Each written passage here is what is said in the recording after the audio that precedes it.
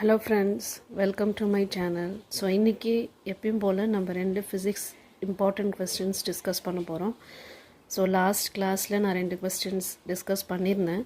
So அதே மாதிரி இப்போயும் நான் 2 கொஸ்டினோடு வந்திருக்கேன். So I hope that these videos will help you to score marks in your board exam. ஸோ இப்போ இந்த கொஸ்டின் பார்த்தீங்கன்னா இது யூஸ்வலாக ஒரு கேட்குற கொஸ்டின் தான். A uniform magnetic field gets modified as shown in the figure when two specimens A and B are placed in it. So இங்கே நீங்கள் 2 டயக்ராம்ஸ் பார்க்கலாம், சரியா? ஸோ இந்த லெசனை பொறுத்த வரைக்கும் மேக்னட்டிசம் அண்ட் மேட்டரில் இருந்து அந்த சாப்டரில் இருந்தால் இந்த கொஸ்டின் எடுத்திருக்காங்க. ஸோ அதில் most probably the direct questions வந்து என்னென்னா த கம்பேரிசன் பிட்வீன் டயா, பேரா அண்ட் ஃபெரோ மேக்னட்டிசம். அப்புறமா அந்த இந்த மாதிரி ஏதாவது டயக்ராம்ஸ் வச்சு இதில் உங்களுக்கு கேட்பாங்க. ஸோ இந்த டயக்ராம் பார்த்துக்கோங்க. இப்போ A and B, here are the diagrams of 2 specimen. ஸோ 2 ஸ்பெசிமென் இருக்குது. அந்த 2 ஸ்பெசிமெனையும் வந்து நம்ம மேக்னெட்டிக் ஃபீல்டில் ப்ளேஸ் பண்ணியிருக்கோம். ஸோ மேக்னெட்டிக் ஃபீல்டில் ப்ளேஸ் பண்ணும் போது அந்த ஸ்பெசிமென் எப்படி பிஹேவ் பண்ணுது அப்படின்றதான் இங்கே ரெப்ரசன்ட் பண்ணியிருப்பாங்க. ஸோ இந்த லைன்ஸ் எல்லாம் என்ன இண்டிகேட் பண்ணுது அப்படின்னு பார்த்தீங்கன்னா, these lines R the magnetic field lines. So நம்ம மேக்னெட்டிக் ஃபீல்டு லைன்ஸில் அந்த ஸ்பெசிமெனை ப்ளேஸ் பண்ணும் போது இந்த ஸ்பெசிமென் வந்து என்ன பண்ணுது அப்படின்னா, it is not allowing the magnetic field lines to pass through it. Whereas this specimen is it is allowing all the lines to pass through it. So இதுக்கான this thing makes the difference here. So இந்த விஷயத்தை வச்சு தான் நம்ம வந்து இந்த 2 ஸ்பெசிமெனும் எந்த கேட்டகரியை belong பண்ணுது அப்படின்னு நம்மளால சொல்ல முடியும். So identify this. So the question is identify the specimen A and B.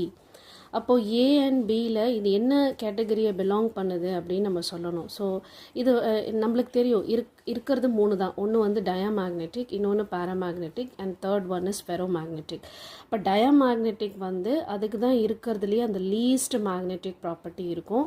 அதுதான் வந்து என்ன பண்ணும் அப்படின்னா, it will not allow the magnetic field lines to pass through it. Whereas இதே நம்ம paramagnetic பார்த்தோம் அப்படின்னா, paramagnetic will allow the magnetic field lines to pass through it, but ferromagnetic are the one which shows a very high magnetic property and it will allow almost all the magnetic field lines to pass through it. So இருக்கிறதுலயே வந்து உங்களுக்கு maximum magnetic property exhibit பண்ணக்கூடிய ஒரு specimen அப்படின்னு சொன்னாக்கா அது ferromagnetic materials தான். அதே வந்து லீஸ்ட் அப்படின்னு சொன்னாக்கா அது டயாமேக்னெட்டிக் மெட்டீரியல்ஸ். இதில் இன்பிட்வீனில் ஆவரேஜாக லை ஆகிறது தான் வந்து என்னென்னா அந்த பேராமேக்னெட்டிக் மெட்டீரியல்ஸ். ஸோ இப்போது இந்த டயக்ராமில் நான் ஆல்மோஸ்ட் எல்லா ஆன்சரையும் நான் சொல்லிட்டேன்னு நினைக்கிறேன். ஸோ ஏ அண்ட் பியில் பார்த்தீங்கன்னா A is the diamagnetic material. Okay, so A வந்து diamagnetic material அப்படின்னு பார்த்தீங்கன்னா this is diamagnetic material because இங்கே லைன்ஸ் எல்லாம் பார்த்தீங்கன்னா உங்களுக்கு எக்ஸ்க்ளூட் ஆகி போகுது. ஸோ அது வந்து எக்ஸ்க்ளூட் ஆகி போகிறதுனால நம்ம என்ன சொல்கிறோம் அப்படின்னா டயாமேக்னெட்டிக் மெட்டீரியல் அப்படின்னு நம்ம சொல்கிறோம். இதே இந்த ஸ்பெசிமென் பியை பார்த்தீங்கன்னா ஆல்மோஸ்ட் எல்லா லைன்ஸுமே வந்து it is trying to allow all the lines. Okay, so அப்போ இது எந்த கேட்டகரியில் வரும் அப்படின்னு பார்த்தீங்கன்னா ஃபெரோமேக்னெட்டிக் மெட்டீரியல்ஸில் வந்துடும். ஸோ ஏ அப்படின்றது வந்து என்னென்னா diamagnetic, A is diamagnetic material and B is ferromagnetic material. B is ferromagnetic material. So இந்த differencesல நம்ம படிச்சிருப்போம் இதை. How is the magnetic susceptibility of specimen A and B different from each other? So இதில் வந்து ஒரு certain points இருக்கும், அதில் எல்லாத்தையும் டிஃப்ரென்ஷியேட் பண்ணுறதுக்கு. அப்போது magnetic susceptibility is one of the point to show the differentiate between the para, dia and ferro. So சசெப்டபிலிட்டியை நம்ம எப்படி ரெப்ரசன்ட் பண்ணுறோம் அப்படின்னா சை அப்படின்னு தான் ரெப்ரசன்ட் பண்ணுவோம். ஸோ இங்கே மேக்னெட்டிக் சசெப்டபிலிட்டி ஃபார் ஏ, இப்போ இது டயாவாக இருக்கிறதுனால இதோட மேக்னெட்டிக் சசெப்டபிலிட்டி வந்து பார்த்திங்கன்னா நெகட்டிவில் இருக்கும். அதே வந்து ஃபெரோ மேக்னெட்டிக் பார்த்தோன்னா பாசிட்டிவ் அண்ட் லார்ஜ் அப்படின்னு இருக்கும். ஸோ அதுதான் அதோட சசப்டபிலிட்டி வேல்யூ. ஸோ இந்த மாதிரி உங்களுக்கு கொஸ்டின்ஸ் கேட்கறதுக்கு நிறைய சான்சஸ் இருக்குது. ஸோ இந்த லெசனில் ஒன்று வந்து டேரக்ட் சிபிஎஸ்சியில் நம்ம மோஸ்ட்டாக டேரக்ட் கொஸ்டின்ஸ் எதுலேயுமே நம்ம அவ்வளோவா எதிர்பார்க்க முடியாது. ஸோ மோஸ்ட்டாக இந்த மாதிரி கொஸ்டின்ஸ் தான் நம்மளுக்கு கேட்பாங்க. பட் அந்த மாதிரி கொஸ்டின்ஸ் கேட்குறதுக்கு நம்மளுக்கு கேட்கும் போது நம்ம எப்படி ஆன்சர் பண்ணோம் அப்படின்னா, you should be very clear about the concept. So இந்த கான்செப்ட் தெரியணும் அப்படின்னா உங்களுக்கு வந்து அந்த டிஃப்ரென்ஸ் பண்ணுறது, தட் மீன்ஸ் டயா, பேரா அண்ட் ஃபெரோட டிஃப்ரென்ஷியேஷன் எப்படி இருக்கும், அதுக்குள்ளே அதோட ப்ராப்பர்ட்டிஸ்லாம் என்ன அப்படின்றத நீங்கள் ஒரு வாட்டி கிளியராக படித்து வச்சுக்கிட்டீங்க அப்படின்னா அந்த டயக்ராமை பார்க்கும் போதே உங்களுக்கு தெரியும் that this is belongs to this category and the other one belongs to the other category அப்படின்னு சொல்லிட்டு அதுக்கான மேக்னெட்டிக் சசப்டபிலிட்டி இல்லை வேறு என்ன கேட்குறாங்களோ, லைக் மேக்னெட்டிக் பர்மியபிலிட்டியும் கேட்கலாம், இல்லை எக்ஸாம்பிள்ஸ் கொடுத்து கேட்கலாம். ஸோ அந்த மாதிரி இந்த கொஸ்டின்ஸை கேட்குறதுக்கு நிறைய சான்சஸ் இருக்குது. இது 2 மார்க்ஸில் கேட்பாங்க, இல்லை அப்படின்னா 1 மார்க்ஸ்லையும் கேட்குறதுக்கு சான்ஸ் இருக்குது. So next we will move on to the next question. So இப்போ நான் எடுத்திருக்கிறது வந்து ரே ஆப்டிக்ஸ் அந்த சாப்டர்லேருந்து ஒரு கொஸ்டின் எடுத்திருக்கேன். அந்த ப்ரிசம் அப்படின்னு ஒரு டாபிக் இருக்கும், அந்த டாப்பிக்லேருந்து நம்ம எடுத்திருக்கோம். இந்த கொஸ்டின் பார்த்தீங்கன்னா இது வந்து ஒரு ஆல்ரெடி கேட்ட ஒரு கொஸ்டின் தான் இது. ஸோ நான் இப்போ டிஸ்கஸ் பண்ணுற எல்லா கொஸ்டின்ஸுமே வந்து ப்ரீவியஸ் இயர்ஸில் கேட்ட கொஸ்டின்ஸ் தான் அண்ட் ஆல்மோஸ்ட் திரும்பி ஒரு ஆஃபனாக கேட்கக்கூடிய ஒரு கொஸ்டின்ஸ் தான். ஸோ அதனால் வந்து கொஞ்சம் பார்த்துக்கோங்க. ஸோ இப்போ இந்த கொஸ்டின் என்னென்னு பார்த்தீங்கன்னா, ரே பிக்யூ இஸ் இன்சிடென்ட் நார்மலி. அப்போ இங்கே ஒரு விஷயம் நம்மளுக்கு சொல்கிறாங்க என்ன அப்படின்னா, இன்சிடென்ட் ரே வந்து எப்படி இருக்குன்னா நார்மலி ஆக்ட் ஆகுது அது மேலே. So you can see here that this incident ray is making an angle of 90 degree with respect to the surface AB on the face AB of a triangular prism of refracting angle 60 degree as shown. So இந்த இடத்துல நம்மளுக்கு இங்கே 60 degree கொடுத்துருக்காங்க. So the prism is made of a transparent material of refractive index 2/√3. So அவங்க மியூவோட value already இந்த கொஸ்டினில் கொடுத்துருக்காங்க. மியூ நம்மளுக்கு என்ன கொடுத்துருக்காங்க அப்படின்னா 2/√3 அப்படின்னு கொடுத்துருக்காங்க.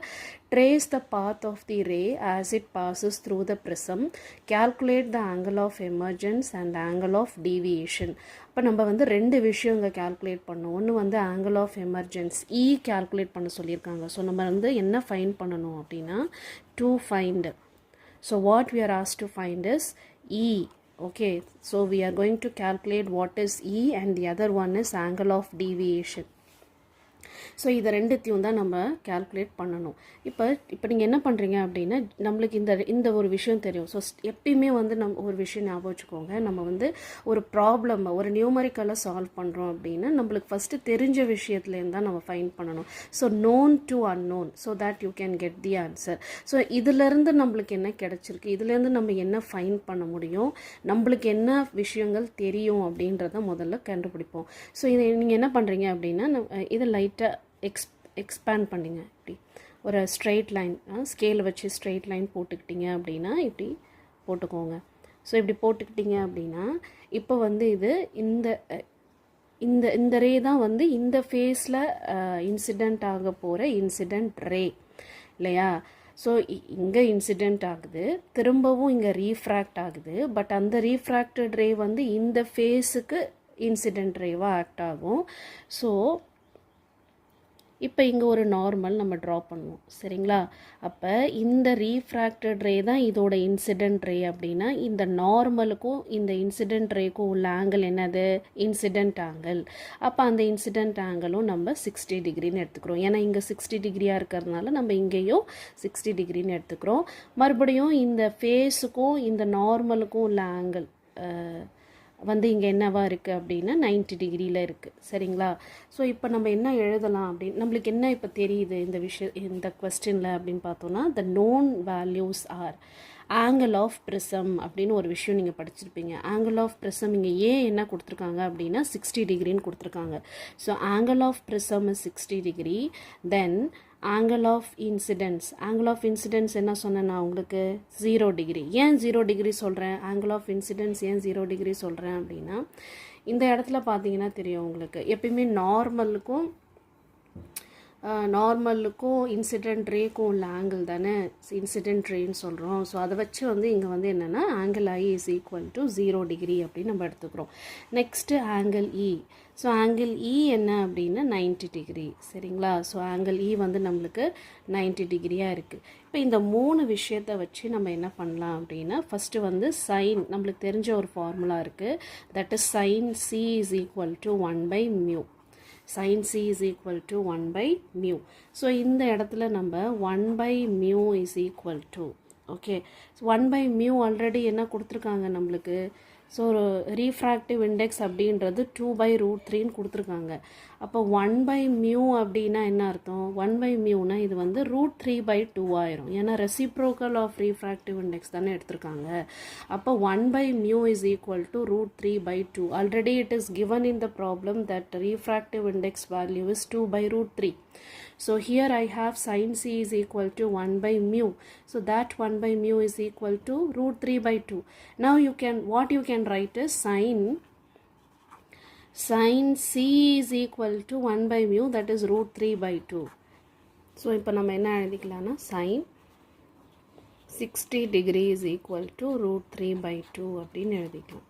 சரிங்களா? ஸோ இது ஒரு விஷயம் நம்ம கண்டுபிடிச்சிட்டோம். இப்போ அடுத்தது என்ன பண்ணுறீங்க அப்படின்னா நம்மளுக்கு இந்த ப்ரிசமோட டெரிவேஷன் நீங்கள் பார்த்துருந்தீங்கன்னா உங்களுக்கு தெரியும். அதில் உள்ள ஃபார்முலா கொடுத்துருப்பாங்க. Angle i plus angle e is equal to angle A plus angle D. That means delta. இந்த டெல்டா அப்படின்றது வந்து டீவியேஷன். அப்போது இங்கே நம்மளுக்கு என்னென்ன வேல்யூஸ் தெரியும் பார்த்தீங்கன்னா ஐ வந்து 0 டிகிரின்னு சொல்லியிருந்தோம். ஆங்கிள் ஆஃப் எமர்ஜென்ஸ் வந்து என்னென்னா 90 டிகிரின்னு சொல்லியிருந்தோம். ஆங்கிள் ஆஃப் ப்ரிசம் வந்து 60 டிகிரி. நம்ம ஆங்கிள் ஆஃப் டீவியேஷன் தான் கேல்குலேட் பண்ணுறோம். அப்போ ஆங்கிள் ஆஃப் டீவியேஷன் அப்படின்றது வந்து 30 டிகிரி. ஏன்னா இங்கே வந்து 60 இருக்கு இல்லைங்களா, அந்த 60 வந்து இங்கே நம்ம எழுதும் போது 90 - 16 எழுதுவோம். So delta that means angle of deviation is equal to 30 degree அப்படின்னு நம்ம போட்டுக்கலாம். அடுத்தது இப்போ மியூ ஒரு ஃபார்முலா இருக்குது. மியூவோட என்ன ஃபார்முலா இருக்குது அப்படின்னா sine of angle A plus d/2 whole divided by angle a/2. So இதில் ஏ வந்து எதை இண்டிகேட் பண்ணுதுன்னா ஆங்கிள் ஆஃப் ப்ரிசமை இண்டிகேட் பண்ணும். அதே டி வந்து ஆங்கிள் ஆஃப் மினிமம் டீவியேஷன். இந்த டெல்டாவும் டியும் ஒன்று தான். சரிங்களா? ஸோ அதை வந்து நம்ம அண்டர்ஸ்டாண்ட் பண்ணிக்கணும். இது ரெண்டுமே ஈக்குவல் அப்படின்றது. இது வேறு கிடையாது. அப்போ இங்கே வந்து என்ன வருது அப்படின்னு பார்த்தீங்கன்னா சைன் ஆஃப் 60 டிகிரி ஏற்கனவே தெரிஞ்ச விஷயம் தான். ஆங்கிள் ஆஃப் ப்ரிசம் வந்து 60 degree. Angle of minimum deviation வந்து நம்மளுக்கு 30 டிகிரி கொடுத்துருக்காங்க. Divided by 2 whole divided by sine of 60 divided by 2 அப்படின்னு கொடுத்துருக்காங்க. ஸோ மியூ வந்து என்ன அப்படின்னு பார்த்தீங்கன்னா mu is equal to sine of 45 degree. ஏன்னா நான் என்ன பண்ணிட்டேன் அப்படின்னா இது 90 டிகிரியா, 90 டிகிரி பை 2 அப்படின்றது 45 டிகிரி ஹோல் டிவைடட் பை இது வந்து சைன் 30 டிகிரி அப்படின்னு வரும். ஓகே, இப்போ வந்து இங்கே நீங்கள் வேல்யூஸை சப்ஸ்டியூட் பண்ணணும். சைன் 45 அப்படின்றது வந்து 1/√2. சரிங்களா? அதே சைன் 30 டிகிரி என்ன அப்படின்னா 1/2. இப்போ இதை எப்படி சால்வ் பண்ணுவீங்க? Mu is equal to 1/√2 into 2/1 இல்லையா? இது இந்த 1/2 வந்து நம்ம இப்படி எழுதும் போது 2/1 வரும். அப்போ இதை சால்வ் பண்ணேன்னா இது என்ன வந்துடுதுன்னு பாரு. இது வந்து என்ன வரும்? இந்த √2ஆல் இந்த √2 கேன்சலாக √2 இன்டூ √2 தான் 2. அப்போ இதில் ஒரு √2 போயிடுச்சு அப்படின்னா மியூ இஸ் ஈக்குவல் டு √2ன்னு வரும் உனக்கு. சரியா? மியூக்கு யூனிட் கிடையாது, அதனால் நம்ம அப்படியே எழுதுகிறோம் இதை √2ன்னு.